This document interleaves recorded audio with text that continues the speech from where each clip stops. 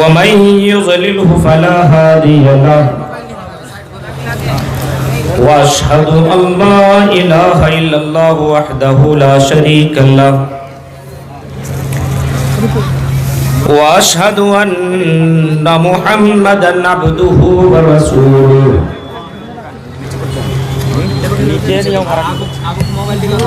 أرسله بالحق بشيرا ونذيرا وداعيا إلى الله بإذنه وسراجا منيرا أما بعد فإن خير الحديث كتاب الله وخير الهدي هدي محمد صلى الله عليه وسلم وشر الأمور محدثاتها وكل محدثة بدعة وكل بدعة ضلالة وكل ضلالة في النار أعوذ بالله من الشيطان الرجيم بسم الله الرحمن الرحيم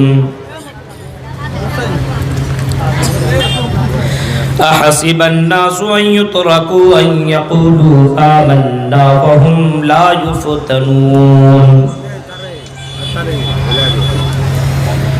وقال النبي صلى الله عليه وسلم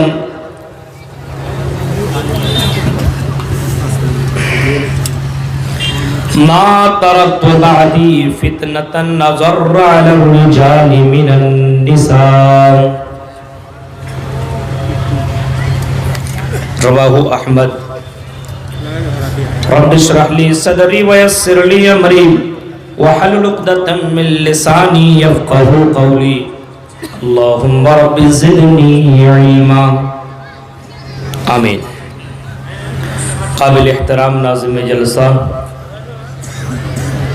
اسٹیج پر بیٹھے ہوئے انتہائی معزز علماء کرام،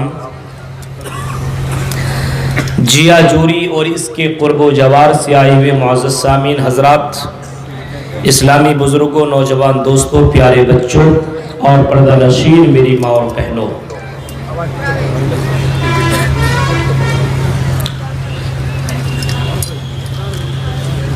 موضوع ہے دور حاضر کے فتنے اور اس کا علاج۔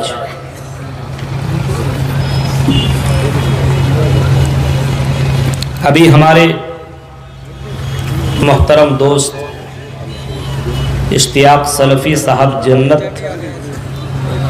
کا بیان کر رہے تھے،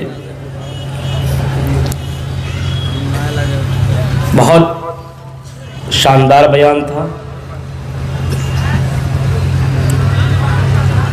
تو جنت کا بیان آپ نے سنا، جنت میں جانے کے لیے دنیا کے فتنے سے بچنا بہت ضروری ہے، تب آپ جنت میں جائیں گے۔ جب تک آپ ان فتنوں سے نہیں بچیں گے تب تک آپ جنت میں نہیں جا سکتے۔ کتنے فتنے ہیں دنیا کے اندر وہ تو ہم گنا نہیں سکتے ہیں۔ اللہ کے نبی صلی اللہ علیہ وسلم نے ایک مرتبہ فرمایا کہ لوگوں، اے میرے صحابہ، انی لارا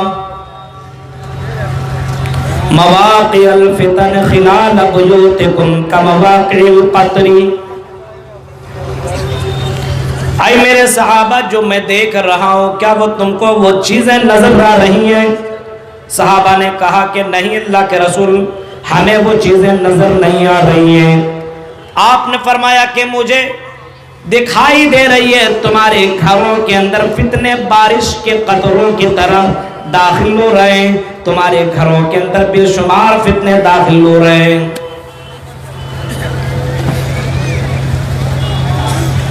بے شمار فتنے داخل ہو رہے ہیں۔ اس زمانے میں آپ نے فرمایا تھا جس زمانے میں محمد رسول اللہ صلی اللہ علیہ وسلم کے اوپر لوگ اس طریقے سے ایمان لانے والے تھے، اگر ان کو جان دینے کی بات آتی تو جان دے دیتے، مال دینے کی بات آتی تو جان مال بھی دے دیتے، یعنی سب کچھ قربان کرنے کو تیار۔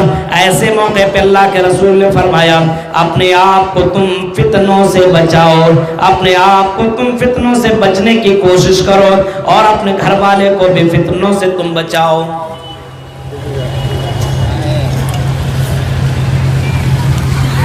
میں نے بہت غور کیا کہ ہمارے سماج میں جو بڑے بڑے فتنے ہیں اس کو واضح کر دیا جائے۔ سب سے بڑا فتنہ ہمارے دور کے اندر، ہمارے زمانے کے اندر شرک کا فتنہ ہے۔ ہم اپنے آپ کو اہل حدیث کہتے ہیں، لیکن اس کے باوجود ہماری زندگی کے اندر شرک نے قبضہ جما لیا ہے۔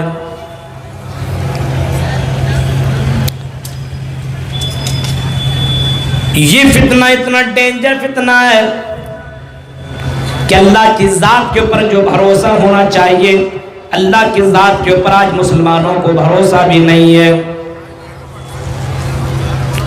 توکل ہی نہیں ہے، اللہ کی ذات کے اوپر بھروسہ ہی نہیں ہے۔ لو انکم توکلتم علی اللہ حق توکلہ لرزقکم کما یرزق الطیر یغدو خصابا وتروح بطانا۔ امام کائنات نے کبھی فرمایا تھا اگر یہ چرندہ پرندہ جس طریقے سے یہ چرندہ پرندہ اللہ کی ذات کے اوپر بھروسہ کرتے، اگر تم بھروسہ کرنا اسی طریقے سے بھروسہ کرنے لگو تو میرے بھائیوں اللہ تعالیٰ تیری زندگی کے اندر روزی روٹی عطا کر دے گا۔ جب اللہ ان چرندوں پرندوں کو کھلا سکتا ہے، مچھلیوں کو جو ایک ایک مچھلی ایک ایک دن کے اندر کئی ہزار کلو گوشت کھا جایا کرتی ہے، جب ان مچھلیوں کو جب اللہ تبارک و تعالیٰ روزی روٹی دے سکتا ہے، جب اللہ تعالیٰ ان کو کھلا سکتا پلا سکتا ہے، تو اللہ کے نبی فرماتے ہیں کہ اللہ تعالیٰ تمہیں بھی ضرور کھلائے گا، شرط یہ کہ اللہ کی ذات کے اوپر بھروسہ کرو، اللہ کے اوپر توکل کرو، شرک سے بچو۔ آج ہمارے اس اہل حدیثوں کے اندر بھی فتنے نے جنم لیا، اور اتنا زیادہ فتنوں نے جنم لیا ہے، اللہ کی ذات کے اوپر بھروسہ نہیں ہے، شرک کرنے لگا ہے، نماز کے وقت نماز نہیں پڑھ رہا ہے کہ اگر میں نماز پڑھوں گا تو دکان کون چلائے گا، کاروبار میرا ٹھپ ہو جائے گا۔ اللہ تبارک و تعالی روزی دینے والا، لیکن اس اللہ کی ذات کے اوپر لوگوں کو بھروسہ نہ رہا۔ یہ شرک ہمارے سماج کے اندر داخل ہو گیا ہے۔ میرے بھائیوں اس سے اپنے آپ کو بچانے کی کوشش کرو۔ 1 سے 2 بچہ ہوا، 3 بچے ہوئے، اب ہم بچے نہیں لیں گے، بچے دانی کو بند کروا دیا، کیوں؟ کون کھلائے گا، کون پلائے گا؟